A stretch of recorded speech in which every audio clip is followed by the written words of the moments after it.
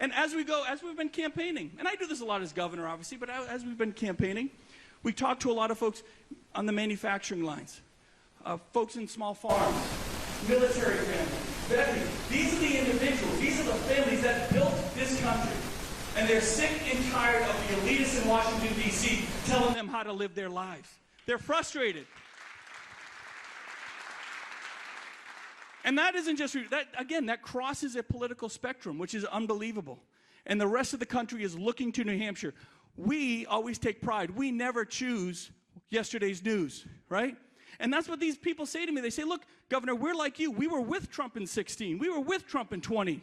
But things are too critical. So we're just going to say a polite, thank you for your service, Mr. President. We're moving on because this is New Hampshire and we go forward. We go forward.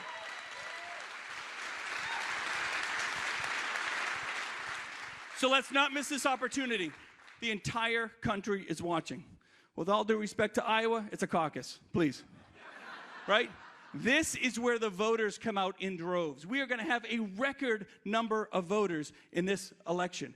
What an amazing opportunity. While the rest of the country is going, oh boy, are we just going to settle for the same old thing?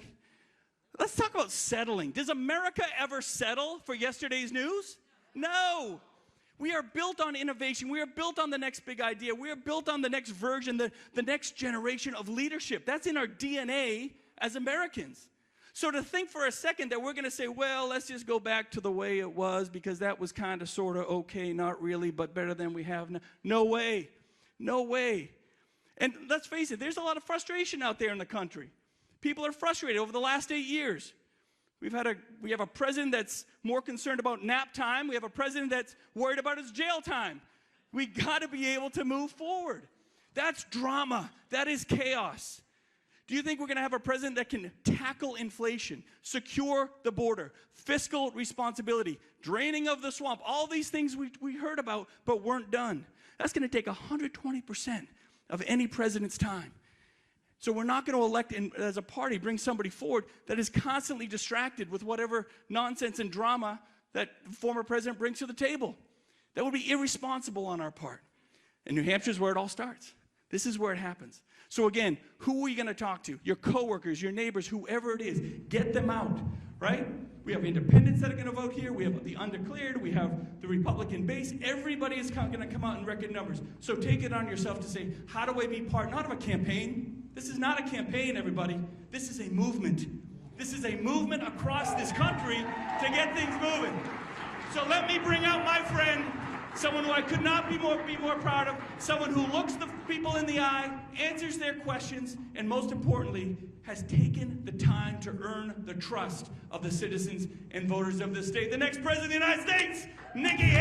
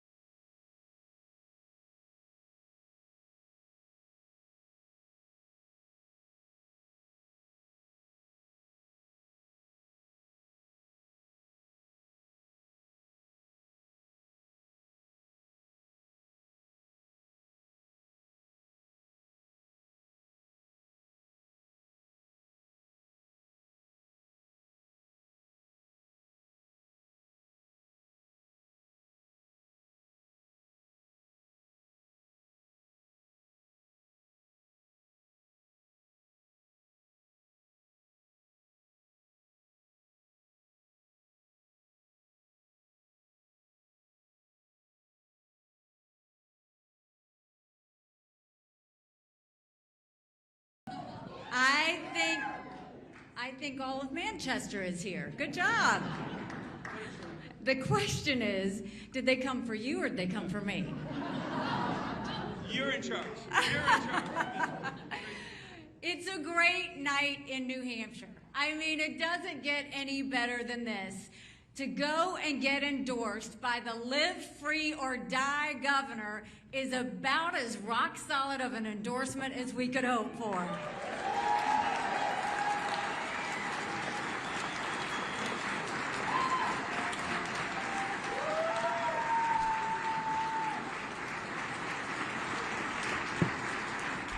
Because I don't think New Hampshire can just keep it to themselves. I think we need to be a live free or die country, right? But we've got some work to do. How many of you have been to a town hall to see me before? Where have the rest of y'all been? See, they did come for you. Well, let me start off and tell you a little bit about myself. I was born and raised in a small rural town in South Carolina, 2,500 people, 2 stoplights. You couldn't think about doing something wrong without somebody already telling your mom. My mom started a business out of the living room of our home.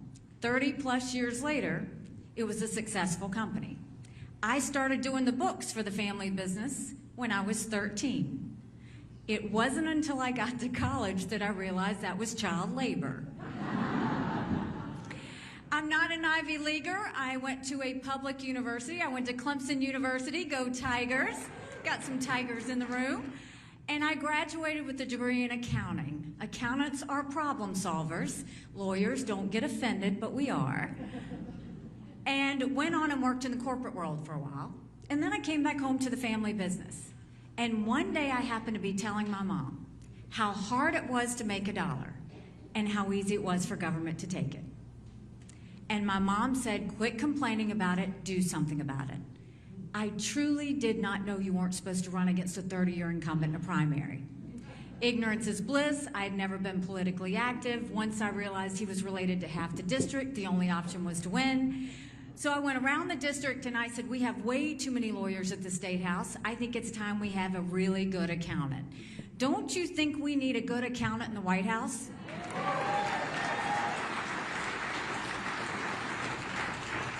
The district took a chance on me and we won. And when I got to work, I really focused on small businesses. Small businesses are the heartbeat of America. If you take care of your small businesses, you take care of your economy. And so 4 years in, South Carolina typically voted for things on a voice vote. All in favor, say aye. All opposed, nay. The ayes have it. But one day they passed a bill that would give legislators a pay raise. All in favor, say aye. All opposed, silence. The ayes have it. Yet to this day, you can't find anyone that says they voted themselves a pay raise. I was furious because we had a Republican House, a Republican Senate, and a Republican governor. So I filed a bill that said anything important enough to be debated on the floor of the House or the Senate, it's important enough for people to know how their legislators voted. And the speaker said, put the bill away. We don't need to have it. We will decide what the public needs to see and what they don't. Long story short, when I refused to put the bill away, they stripped me of everything. I lost all my seniority. I was demoted off of my committees. I could take the well, no one would hear me speak. I could sponsor a bill, no one would co-sponsor. So I ran for governor.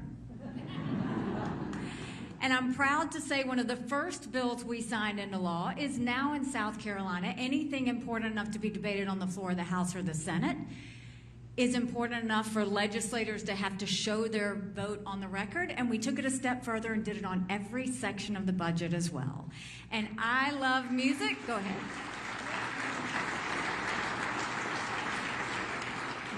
I love music, so on the day of the bill signing, we blasted throughout the State House, Pat Benatar's Hit Me With Your Best Shot. When I took on being governor, South Carolina was hurting. We had 11% unemployment. We had thousands of people on welfare. South Carolina was the butt of the jokes. And we got to work. By the time I left, we were building more planes with Boeing. We were building more BMWs than any place in the world. We had brought in Mercedes-Benz, we brought in Volvo, 5 international tire companies, and they were referring to us as the beast of the Southeast, which I love. We moved that 11% unemployment down to 4%. We announced jobs in every county in the state. But we also acknowledged some truths. We said if you have to show picture ID to buy Sudafed, if you have to show picture ID to get on a plane, you should have to show picture ID to protect the integrity of the election process, and we passed voter ID in South Carolina.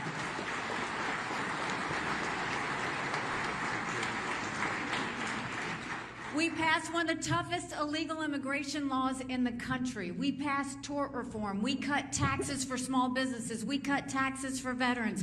We filled our coffers, and we got government working for the citizens again instead of the other way around. And by the time we left, South Carolina was named the friendliest state in the country, the most patriotic state in the country, and the #2 state in the country people were moving to. And then I got the call for the United Nations. And my honest answer was, I don't even know what the UN does. I just know everybody hates it. And I wasn't wrong about that. But I went into the UN wanting to tell countries what America was for and what America was against. I didn't care if they didn't like me, but I wanted them to respect America. And we got to work. We pulled ourselves out of the Iran deal. We moved the embassy from Tel Aviv to Jerusalem. I pushed China to pass the largest set of sanctions against a country in a generation with North Korea and stop their ballistic missile testing. But the best thing that we did was we took the kick me sign off of our backs, and America was respected again at the UN. Now I'm running for president, and I don't need to tell you how bad things are. You don't have to turn on the news to see it. You feel it when you go to the grocery store. You feel it at the gas station. You feel it with your mortgage payment and your insurance payment. The things that we have to pay for have all gone up. No matter what anybody tells you, we feel it. We are $34 trillion in debt. We're having to borrow money just to make our interest payments. China owns some of that debt. Now, I would love to tell you that Biden did that to us. And he has sent us down this socialism creep that's dangerous that we have to stop. But I've always spoken in hard truths, and I'm going to do that with you today. Our Republicans did that to us too. You go back and look at that $2.2 trillion COVID stimulus bill that they passed with no accountability. They expanded welfare that has now left us with 100 million Americans on Medicaid, 42 million Americans on food stamps. That's a third of our country. And did Republicans try and make it right? No. They doubled down and opened up earmarks and pet projects for the first time in 10 years, pushing through 7,000 of them last December. Want to know how they spent your money? $30 million on an honors college in Vermont, $10 million to tear down a hotel in Alaska, $7.5 million on a courthouse in Colorado, and the list goes on. In the 2024 appropriations budget, Republicans put in $7.4 billion worth of pet projects and earmarks. Democrats put in $2.8 billion. So now you tell me who the big spenders are. All while 1 in 6 American families can't pay their utility bill, 60% of Americans are living paycheck to paycheck, 50% of our American families can't afford diapers, Social Security will go bankrupt in 10 years, Medicare will go bankrupt in 8. You look at our education system and everybody wants to blame COVID for education. Nope, another hard truth. We had problems with education before COVID. Do you know right now in America, only 31% of 8th graders in our country are proficient in reading? 31%. Only 27% are proficient in math. If we don't do something, we're going to be in a world of hurt 10 years from now. And then when it comes to our border, I have truly lost any words to say on the irresponsibility and recklessness that's happening on the border. It is a true dereliction of duty. Now, I went to the border, and I didn't pull a Kamala, go and come back. I went 400 miles down that border. You're not ready for what I saw. Mounds of clothes, mounds of shoes, paraphernalia, rape areas that women and girls have to walk through. When you get up in the morning, you get your coffee and you watch the news. When these ranchers get up in the morning, they get their coffee and they go see if anybody died crossing the fence. They pick up whatever little kids are left behind and turn them over to Border Patrol. I met with multiple sheriffs. They said before 7 a.m. they round up whatever illegal immigrants they can find. They turn them over to Border Patrol. Border Patrol documents them and releases them until their court date years from now. And when I asked Border Patrol about their job, they said, you want to know what we do? We're glorified babysitters. They don't let us do our job. 8 million illegal immigrants have crossed that border. We had more fentanyl cross the border last year that would kill every single American. #1 cause of death for adults 18 to 45, fentanyl. And don't think for a second China doesn't know what they're doing when they send it over. And then my parents always told me, you take care of those who take care of you. I'm going to ask you if we're taking care of those who take care of us. Right now in America, over 33,000 veterans are homeless.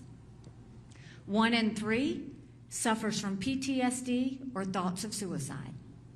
We lose 22 heroes a day to suicide.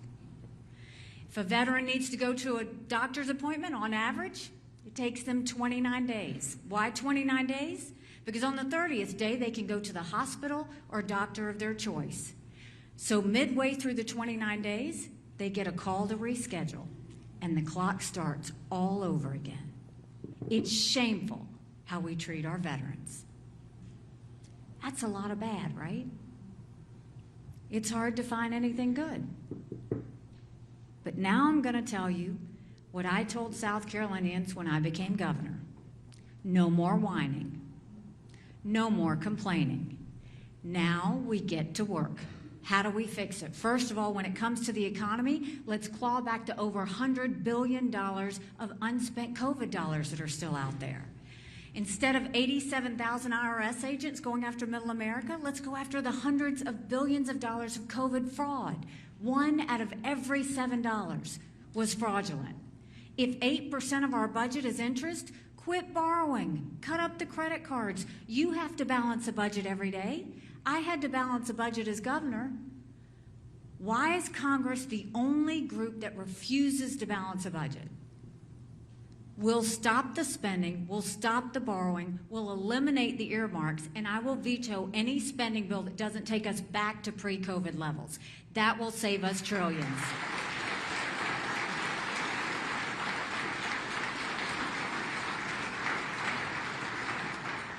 You know, Congress has one job. That's to put forth a budget on time that pays for government. Do you know Congress has only put forth a budget 4 times in 40 years on time? Don't you think it's finally time we had term limits in America?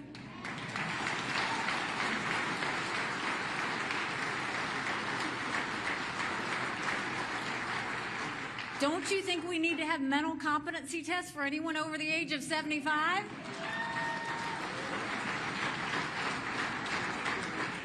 I'm not being disrespectful when I say that. We all know people over 75 that can run circles around us. And then we know Joe Biden.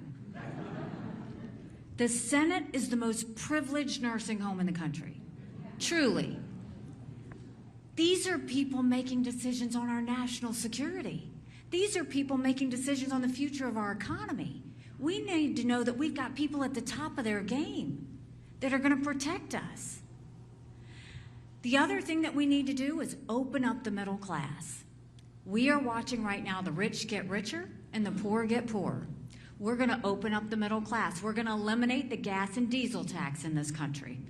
We're going to also make sure we cut taxes on the middle class and simplify those brackets so that they can breathe. And then we're going to make the small business tax cuts permanent. They made corporate tax cuts permanent, but they made small business tax cuts temporary. We're going to make the small business tax cut permanent because they're the heartbeat of America.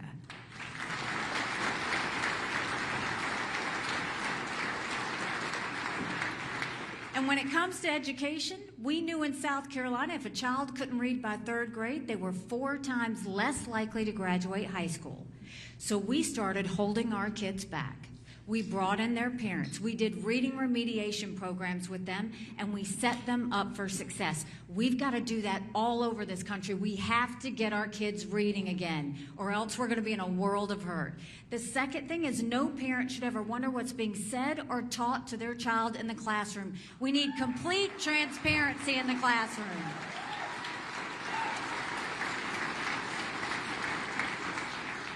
And your governor made sure that parents could choose the children's school of their choice, but we want to make sure parents have one job, and that's to make sure we get our kids right.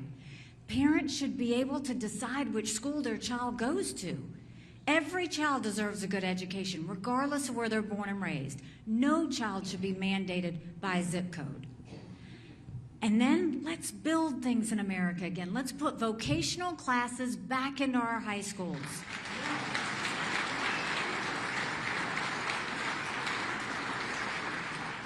We had apprenticeships all over South Carolina. We taught our kids how to build the things we were making. That gets them invested in our economy before we even get started. And then when it comes to our veterans, we all see the images of when our men and women are deployed and the tears that are shed. And then we see the images when they return home safely and the prayers that are answered. I'm the wife of a combat veteran. He deployed to Afghanistan. The day he came home to us was a lot of prayers answered. But that was the easy part. The hard part's when we actually got home. He couldn't hear loud noises.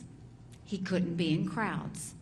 Life had passed him by for the year that he was gone, and the transition was tough. We can't just love our men and women when they're gone. We gotta love them when they come back home, too.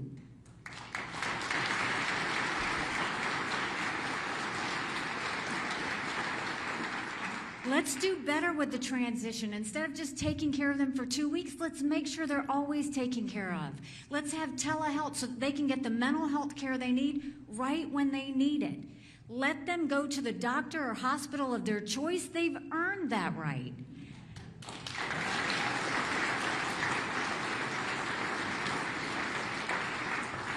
But I think the best way we could take care of veterans' health care, I think every member of Congress should have to get their health care from the VA, and you just watch how fast that gets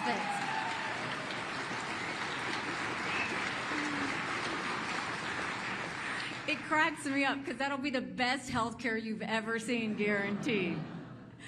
So we have the answers on the domestic side. Now let's talk about national security. The world is on fire. We've got a war in Europe.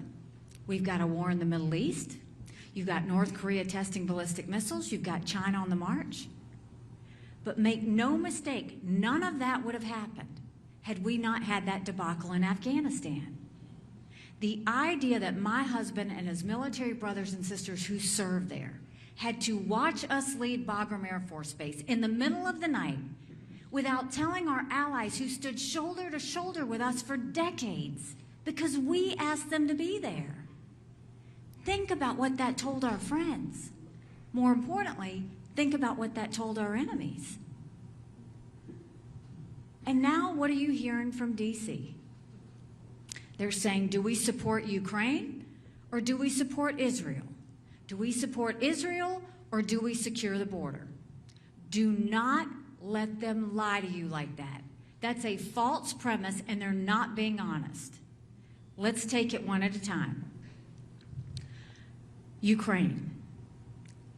They were one of our best friends at the United Nations. They voted with us on everything. They showed up at everything, whether I asked them to be there or not. But here you had this pro-American, freedom-loving country that was invaded by a thug. 500,000 people have died because of Putin. And they're fighting for their very survival.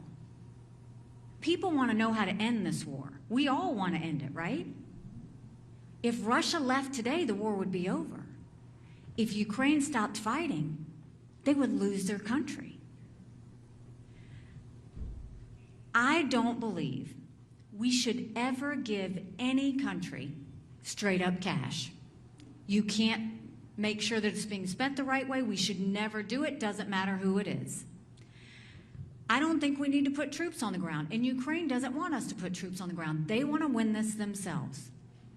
But they need the equipment and the ammunition to win. Why do we care, and why should we care about Ukraine? It's a legitimate question to ask. The reason we should care about Ukraine is because dictators, thugs, and terrorists always tell you what they're going to do. They're actually very transparent. Hamas said they were going to invade Israel. China said they were going to invade Hong Kong. We watched it. Russia said they were going to invade Ukraine. It happened. China says Taiwan is next. We better believe it. Russia said once they take Ukraine, Poland and the Baltics are next. Those are NATO countries. That puts America at war. We are trying to prevent war. This should always be about prevention. It's always about prevention. And there's a reason that we know if Russia wins, China wins. They named themselves unlimited partners. That's what they're waiting on. And Ukraine has defeated 50% of the Russian defense forces. We know Russia's hit rock bottom because they've raised the draft age in Russia to 65. They're getting drones from Iran and missiles from North Korea. Putin knew he was in trouble, right? So now you have this situation where Zelensky's over there in the U.S., in Congress, talking about how he needs money. If we supply, bless you, if we supply the equipment and ammunition Ukraine needs, it's 3.5% of our defense budget. That's it, 3.5%. The Europeans have paid more than that, and they should. It's their neighborhood. Now let's go to Israel. I'm haunted by what happened on October 7th. And the reason why I'm haunted is because I gave a speech 5 years ago and told the world that we knew there were maps. These maps were held by Hamas, and they showed that if they could break the barrier, this is how they were going to kill as many Jews as fast as they could. And it happened. When we think of what's happening in Israel, God help us if we don't get this right. It has never been that Israel needs America. It has always been that America needs Israel. They are the tip of the spear when it comes to...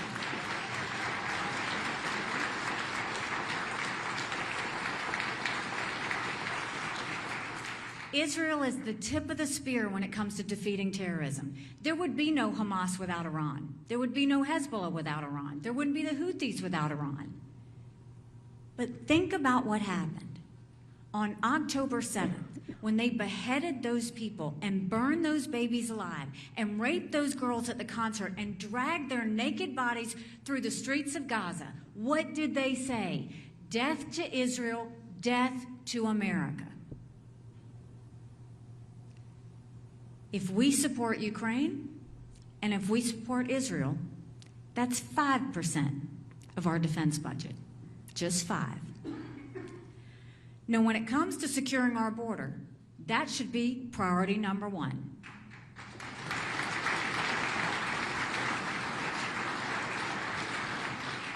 Not just the southern border, the northern border too.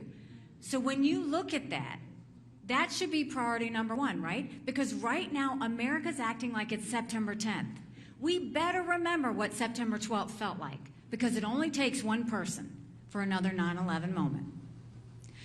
So if we take care of Ukraine, and if we take care of Israel, and if we secure the border, that's less than 20% of Biden's green subsidies. So don't let them tell you that we don't have it. The problem is the priorities need to be on protecting Americans and national security. That is number 1 that they should be doing when they think about things, is how do you protect Americans? Keep their freedoms, keep their securities, make sure that we don't go to war, make sure that we prevent war. That's the key. And let me give you something that's going to connect the dots even further. When I told you Putin had hit rock bottom, when I told you that he knew he was in a bad spot. Israel was invaded by Hamas on October 7th, Putin's birthday. Who's the happiest man in the world right now? Putin. Why? Because America took their eyes on Ukraine and turned it toward Israel. And all of a sudden, he's banking on us forgetting. He's banking on us leaving. He's banking on his ability to go on and get Poland and the Baltics after that. That's what he's banking on. When that happened on October 7th, did Putin call Netanyahu? Nope, not for 10 days. You know what he did do? He invited Hamas to Russia and held hands and said they were friends. We have to see the connection. And now let's talk about our #1 national security threat, China. China has been planning war with us for years. And that's not me exaggerating. They're already here. They've already infiltrated. They now own 400,000 acres of U.S. soil, most recently near Grand Forks Air Force Base, where our most sensitive drone technology is. They're pouring millions of dollars into our universities, stealing our research, spreading Chinese propaganda. There's technologies that build up their military and threaten America, yet the Biden administration approved 70% of those requests last year. They've killed more Americans from fentanyl than the Iraq, Vietnam, and Afghanistan wars combined. 75,000 Americans last year alone. And everybody got upset about the Chinese spy balloon. What about the fact that 90% of law enforcement drones are Chinese? So think of all the mini surveillance that's happening as we speak. And there were two things that Russia, China, and Iran never wanted us to have when I was at the United Nations. They never wanted us to have a strong military, and they never wanted us to be energy independent. We won't be energy independent. We will be energy dominant. All of the above. We need to turn our energy sector into an economic powerhouse, getting the EPA out of the way, making sure that we no longer protect sagebrush lizards instead of worrying about whether Americans can afford their utilities, speeding up the permitting process, making sure the Keystone Pipeline happens, making sure that we start producing at a level that not just takes care of America, but sends it out to our friends abroad. It could be such an economic powerhouse.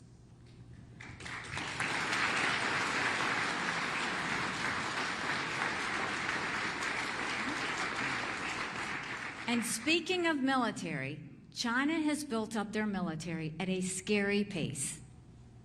They now have 500 nuclear warheads. That's 100 more than they had last year.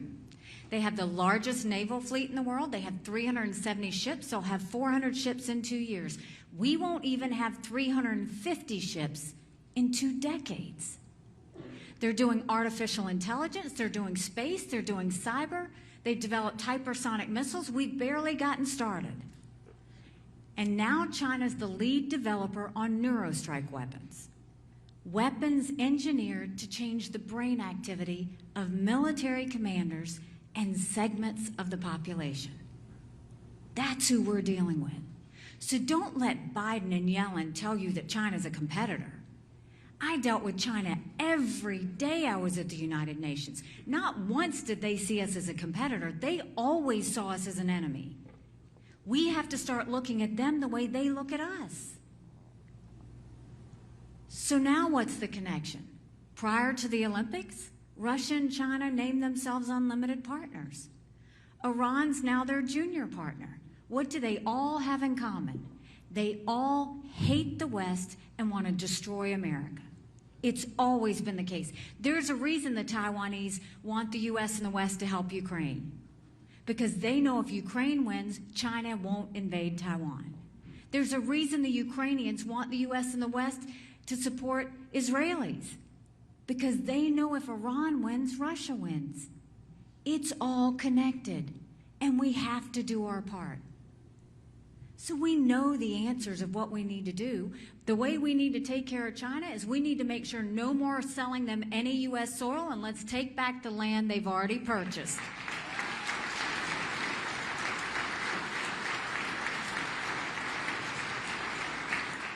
We'll go to our universities and we'll say, you either take foreign money or American money, but the days of taking both are over, and we will get that infiltration out of our universities. We will go to China and say, we're going to end all normal trade relations with you until you stop murdering Americans. And you watch how fast that fentanyl flow slows down and stops. We have to do that to save Americans. We'll blacklist the technologies we don't want them to have, and we will make sure that we always focus on the fact that strong militaries don't start wars, strong militaries prevent wars.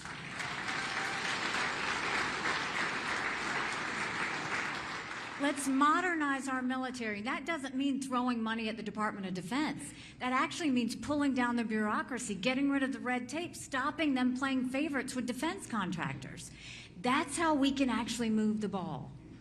So we have the answers on national security. We have the answers on domestic policy.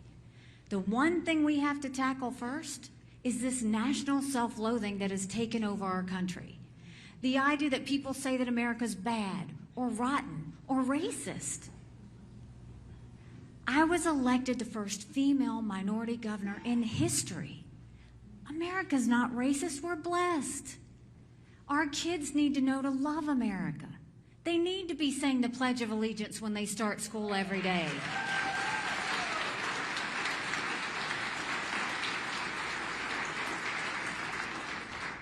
You know, 5 months ago, I dropped my husband Michael off at 4 a.m. for another year-long deployment. And I watched him and 230 soldiers pick up their 2 duffel bags of belongings to go to a country they'd never been, all in the name of protecting America. They're willing to sacrifice their lives and their families because they still believe in this amazing experiment that is America. So if they're willing to fight for us there, shouldn't we be willing to fight for America here? Because we have a country to save.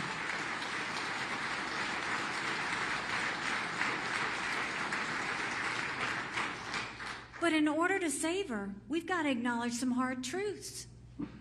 Republicans have lost the last 7 out of 8 popular votes for president. That is nothing to be proud of. We should want to win the majority of Americans. But in order to do that, we've got to leave the negativity and the baggage behind and start looking forward on the new solutions that we need to take care of America. Another hard truth. I think President Trump was the right president at the right time. I agreed with a lot of the policies that he had. I had a good working relationship with him when I was in his administration. But rightly or wrongly, chaos follows him. Chaos follows him. You know I'm right. It just does. And we can't have a country in disarray and a world on fire and go through 4 more years of chaos. We won't survive it.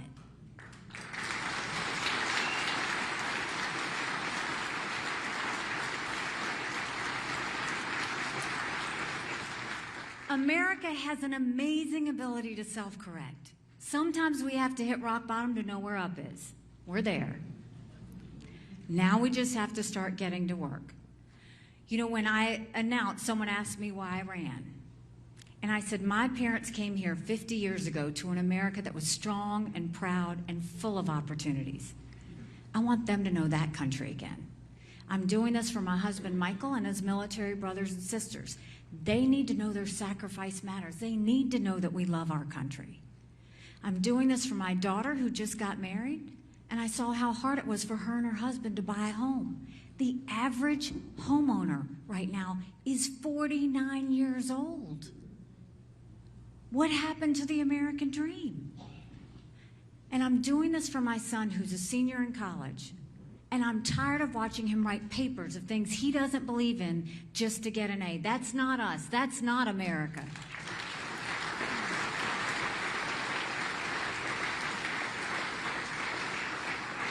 And for the first time, 81% of Americans don't think their kids are going to live as good of a life as we have. We can't be okay with that. I'm not okay with that. We do have a country to save. But I'll tell you this, if you will join with me in this challenge, if you will join with me on Saving America, I promise you that our best days are yet to come. Thank you very much. God bless you. Thank you. Thank you.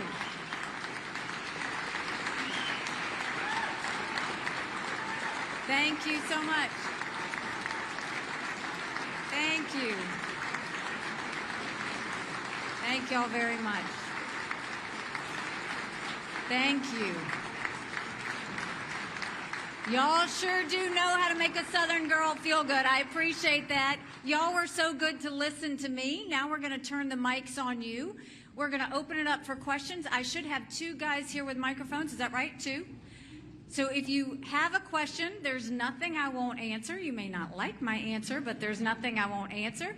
Just raise your hand high and the guys will find you. And if you have a question for Chris, too, I didn't ask you for that, but like, you are welcome to ask him a question, too.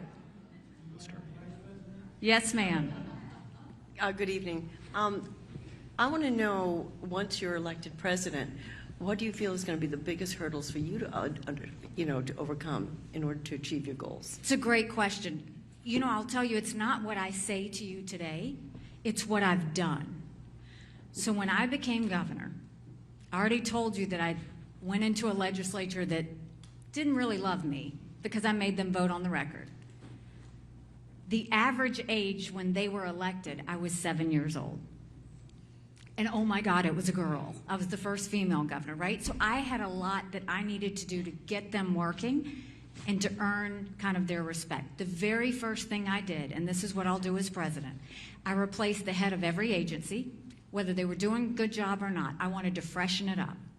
The second thing I did was I put people in every one of those agencies to clean it up, pull down old regs, pull down bureaucracy, get rid of the issues that had nothing to do with the mission of that agency.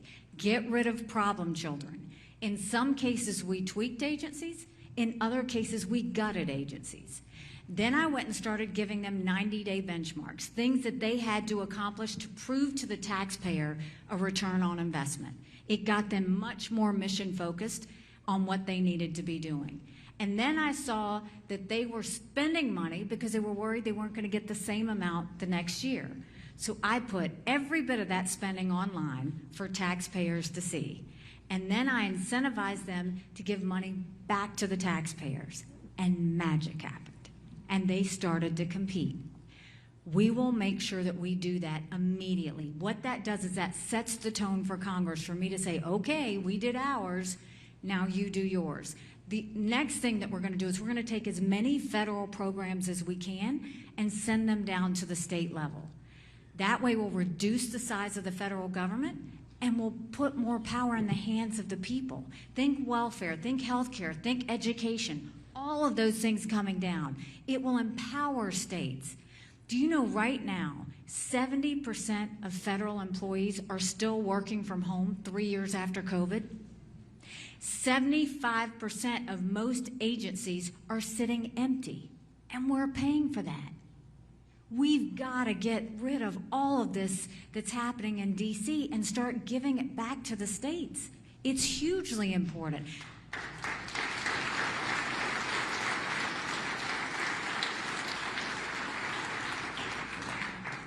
Yes, ma'am. Hi. Over the last several decades, welfare has really become a family business, passed down from generation to generation. What I want to know is, when you're the president, because we know you will be, what action steps are you going to take to revise that? I do think it's an important program for some people, but it's also probably one of the most abused programs in the government. I agree with you. So presidents typically meet with their governors once a year. I will meet with our governors once a quarter, Republican and Democrat, with the sole purpose of showing different ways that they can empower their people. I'll tell you what I did in South Carolina. I told you we had thousands of people on welfare when I became governor. We took those people on welfare and we matched them up with businesses. And I told businesses, if you will take this person and train them, I will pay for them for X number of weeks, the amount of time they would have been sitting on the couch. And I said, and after that, you decide if you want to hire them. We moved 35,000 people from welfare to work.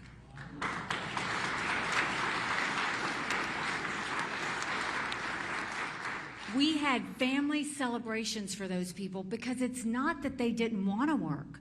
Sometimes people don't know how to find the training, and businesses didn't know how to find the people. But what we did is for the first time they felt productive, and their kids saw it, and we broke that generational cycle. That's what we need to do all across America. We did one other thing. I looked into our prison systems. How did people get in? What happened when they were there? And what happened to them when they left? Because I wanted to look kind of at the same thing. We basically went in, we put in computer skills. We taught them to build a resume. We gave them family planning. We gave them financial literacy so that they had that. But the biggest thing, we gave them faith-based if they wanted it. We put equipment behind the fence and we taught them a skill. Now in South Carolina, when someone leaves the fence, they've got a job to go to the next day. We have the lowest recidivism rate in the country.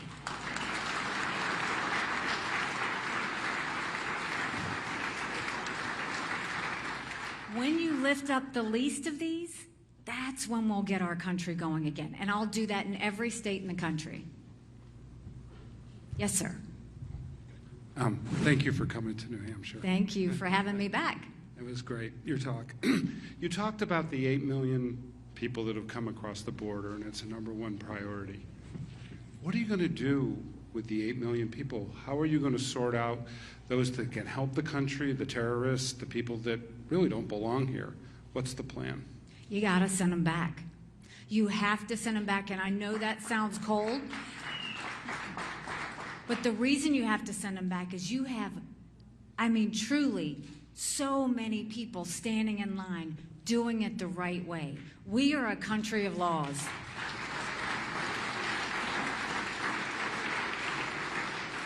We're a country of laws. The second we stop being a country of laws, we give up everything this country's founded on. Biden just gave temporary protective status to 500,000 Venezuelans. I know what happens when you do that, because when I was at the United Nations, guess what? They pick up the phone and they tell their families to come on over. We have to stop incentivizing them to come. When they start seeing that people are actually being sent back, that's when they stop.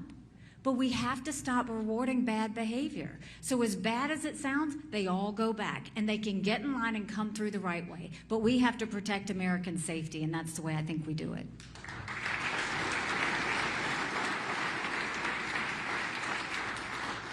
Andrew, I see you here, and Rob, I see you. Go ahead. Which one? Oh. Yes, sir. So I've been able to go to a bunch of town halls because, I mean, I'm Hannah's dad. I've never asked a question to you. But so I've heard a lot of candidates say different things. And I've been to 2 Chris Christie events. He said that you say different things in Iowa that you say in New Hampshire. So for Mr. Christie, for the cameras, I would like you to say exactly what your stance is on abortion. Happy to. So first of all, let's start from the beginning, and then I'll get to Chris's part. Abortion has been something that has divided our country for way too long. I think abortion is personal for every woman and man in America, and it needs to be treated that way.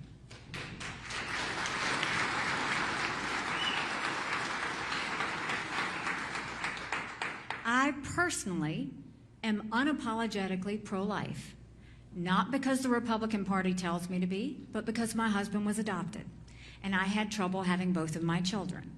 Having said that, I don't judge anyone for being pro-choice any more than I want you to judge me for being pro-life. But let's talk about how we got here. Prior to 1973, you had 46 state laws on abortion. And in 1973, unelected justices threw out those 46 state laws and said abortion anytime, anywhere, for any reason. I think a wrong was made right when the unelected justices said that was not our place to do, this should be in the hands of the people. So that's what's happened, and that's the right place for it. Some states have gone more pro-life. I welcome that. Some states have gone more on the choice side. I wish that wasn't the case, but the people decided. So it's always a good thing when the people are deciding. But when it comes to a federal law, which is what's being debated at the presidential, they haven't told you the truth. In order to have a federal law, you have to have a majority of the House, 60 Senate votes, and a signature of a president. We haven't had 60 Republican senators in over 100 years. We might have 45 pro-life senators. So no Republican president can ban abortions any more than a Democrat president can get rid of those state laws. So what do? Is there a place for a federal law? I think there is. But the only way is if we have consensus. So can't we agree on just banning late-term abortions? Can't we agree on encouraging adoptions and good quality adoptions? Can't we agree that doctors and nurses who don't believe in abortion shouldn't have to perform them? Can't we agree that contraception should be accessible? And can't we agree that no state law should say to a woman who's had an abortion that she's going to jail or getting the death penalty? Let's just start there.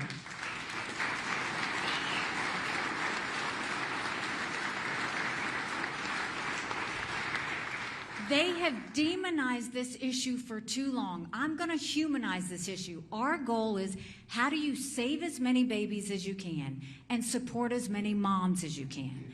I had a roommate in college who was raped. I wouldn't wish on anyone to go through what she went through wondering if she was pregnant. Everybody has a story. Let's be respectful of their story. So when it comes to my friend Chris, and he is a friend of mine, when it comes to that, he's saying I said one thing in Iowa and one thing in New Hampshire.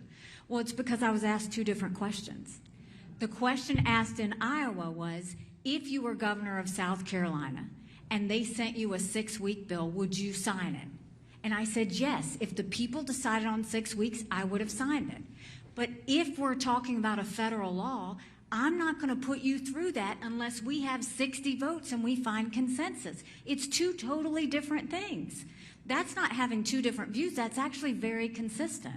But what I will promise you is the days of demonizing that issue are over.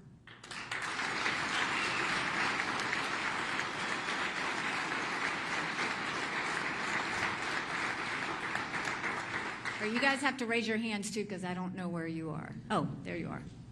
Yes, ma'am. Hi, I am a next-gen pastor, and I work with young people all the way up to 26. And I would like to know if there's anything that you think that that a president could do to help with the high suicide attempt rate, the depression rate, the mental health that is happening to our children. It is devastating, and like as a youth, someone who works with youth, I feel like my hands are tied because I go with them to the hospital and they sit in a cot and they wait in the hallway for 20 hours for a 15-minute iPad conversation with somebody who's not even there. And they send them home and say, you're okay. And then they're back the next day because they attempted again. Mental health is the cancer America has refused to deal with. And it's gotten even worse since COVID. We're seeing more anxiety, more stress, more depression than we've ever seen before, especially in young people. 1 in 3 people have a mental health issue.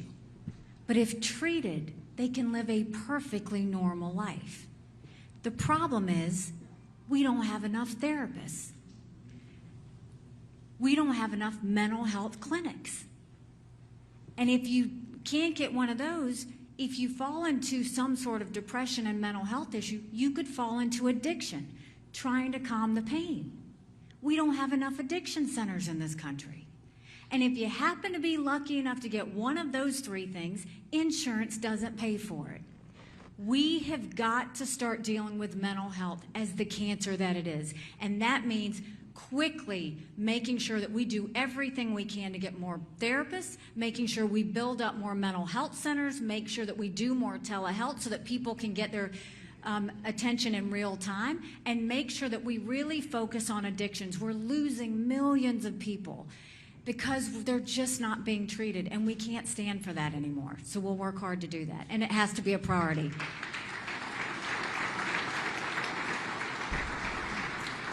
Yes, ma'am. Thank you. Mrs. Haley, it's so great to have you back. Thank you. I love the way you talk about hard truth, so here comes the hard truth. I totally agree with you about President Trump's chaotic, what he brings to our country at this point with the chaotic behavior. But the hard truth is that in the polls, he's got well over 50%. And I'm wondering if it came to it, which I hope it doesn't, but if it comes to it and he becomes president again, would you consider the vice presidency?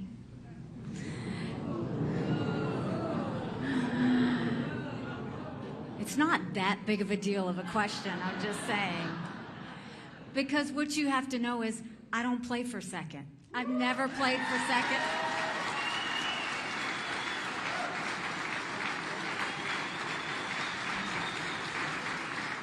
You know, the media loves to show you these national polls. I think we should talk about the national polls. Let's talk. Don't you think we should talk about them? So let's talk about that. They love to show you these national polls. Let me show you, in almost all of the national polls, Donald Trump and Joe Biden are head to head. On a good day, he's up 2, he's up 4 points. The Wall Street Journal, he was up 4 points. In those same polls, in the Wall Street Journal this week, I defeat Joe Biden by 17 points.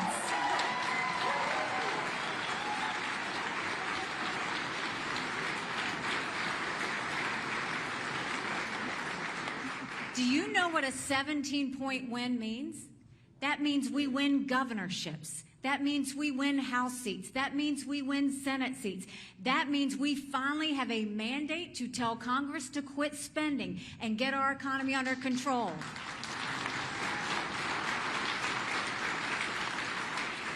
With a 17-point win, we can have the mandate to get education focused on math, science, history, arts, and stop all the other stuff that's in schools and get back to the basics. With a 17-point win, we can finally say, yes, we are going to close our border once and for all.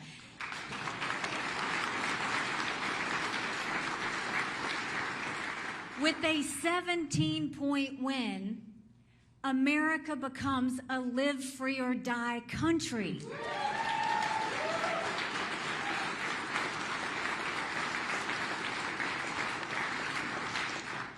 So we are fighting in Iowa, and I'm going to keep fighting in Iowa, and we're going to do everything we can.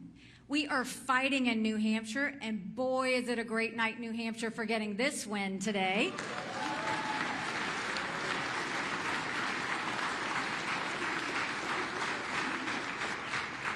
So we'll have 3 or 4 people go into Iowa, a couple drop. We'll have 2 or 3 come into New Hampshire, but guess what's next? Then you'll see me and Trump go head-to-head in my home state of South Carolina, and we'll take it.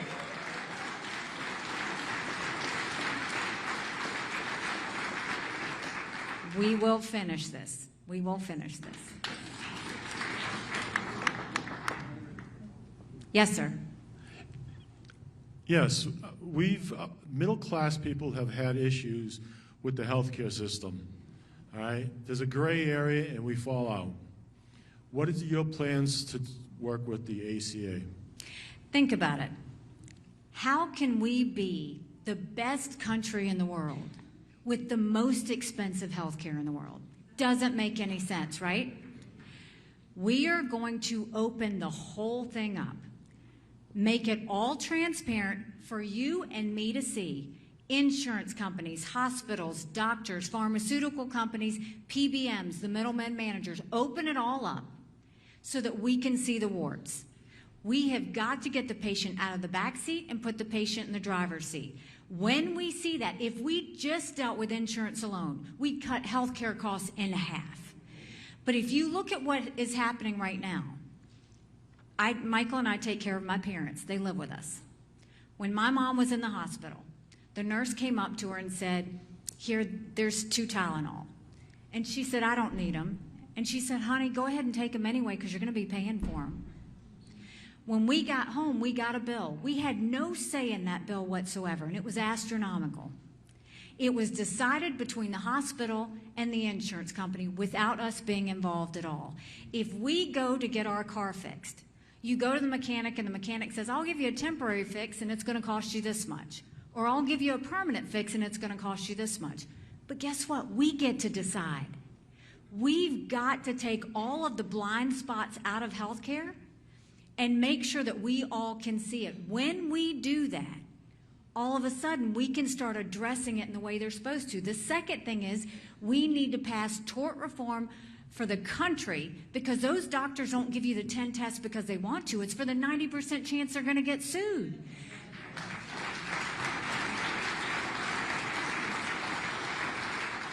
And then we will eliminate certificate of need. Certificate of need, I eliminated it in South Carolina. What it does is it basically says if there's a hospital here, you can't have another hospital for X number of miles. They do the same thing for nursing homes and surgical centers. So guess what? It's its own little fiefdom. You get rid of certificate of need. My mom used to always say when we were in our business, the best thing that could ever happen is if our competitor went across the street, because it would remind us every day to keep our services up and our costs down. If we got rid of certificate of need, those lawyers are no longer going to be making any money, but you're going to have hospitals competing for services and costs. That's how we'll take care of health care. But when you talk about the Affordable Care Act, we're going to do that before we decide what we're going to do on anything else, because we have to give you something before we take anything away. Everybody in America should know what good health care is. Everybody in America should see competition in health care that allows providers to fight for you. And that's what we're going to do. We've never done it. They've always tried to piecemeal our healthcare system. That's why it's as screwed up as it is. Why are people going to Canada to get medicines? We've got to get it to where we can afford things here. So we'll open it up, we'll clean it out, and we will fix it in a way that everybody can afford healthcare. Not just the middle class, but everybody across the board.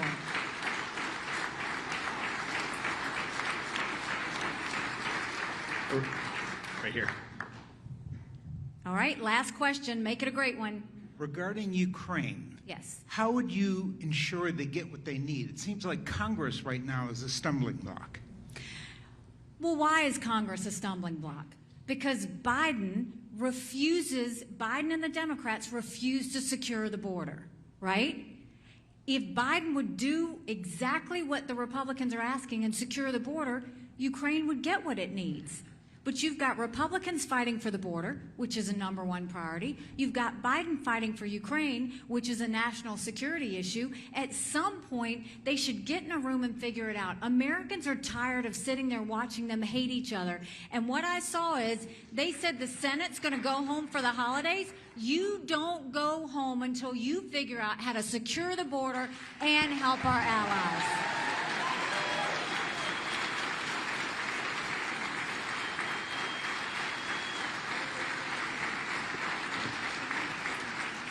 So I want to thank y'all for coming out. We're going to be all over New Hampshire. Chris and I are going to have a good time. You're going to see us anywhere and everywhere. We're going to fight for every one of your votes.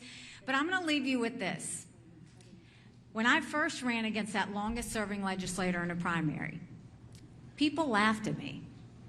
And I got to work, and I earned their support, and we won.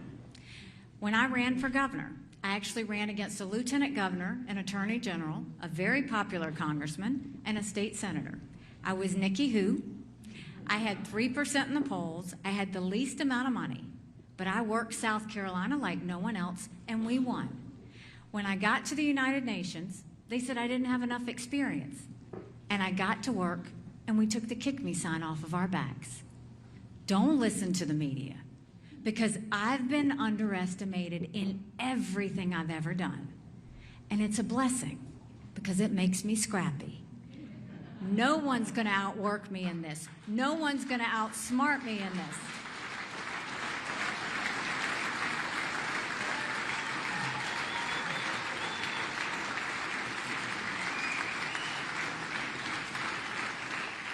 We have a country to save. So if you like what I had to say today, go tell 10 people.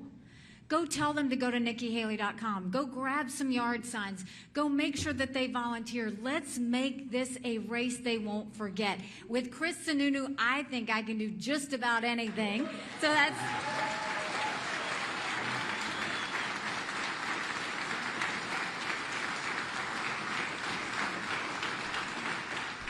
And if you didn't like what I had to say, shh. Just don't say anything and don't tell anyone you were here. God bless you. Thank you so much.